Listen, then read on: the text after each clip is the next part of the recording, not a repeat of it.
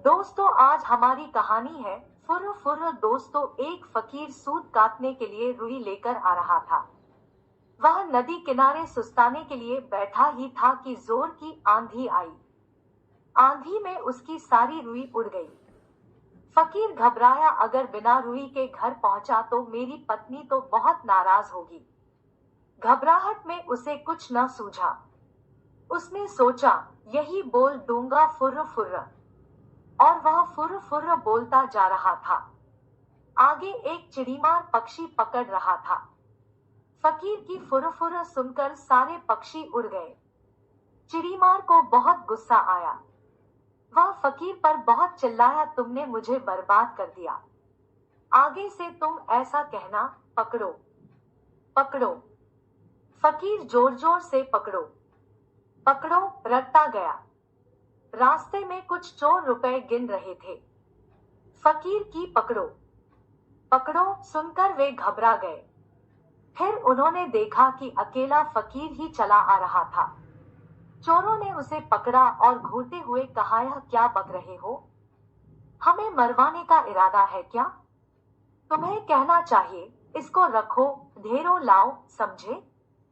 फकीर यही कहता हुआ आगे बढ़ गया, इसको रखो, ढेरों लाओ। जब वह श्मशान के पास से गुजर रहा था तो वहां गांव वाले शवों को जला रहे थे। उस गांव में हैजा फैला हुआ था। लोगों ने फकीर को कहते सुना, इसको रखो, ढेरों लाओ। तब उन्हें बड़ा गुस्सा आया। वे चिल्लाए, तुम्हें शर्म नहीं आती है? हमारे गांव में इतना भारी दुख फैला है और तुम ऐसा बकते हो। तुम्हें कहना चाहिए, यह तो बड़े दुख की बात है। फकीर शर्म से पानी पानी हो गया। वह यही रटता हुआ आगे बढ़ने लगा, यह तो बड़े दुख की बात है। कुछ देर बाद वह एक बारात के पास से गुजरा।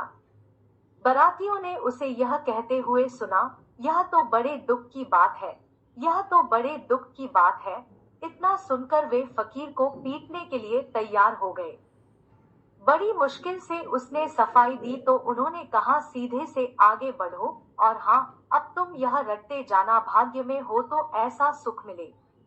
अब फकीर यही रटता हुआ अपनी राह चल पड़ा।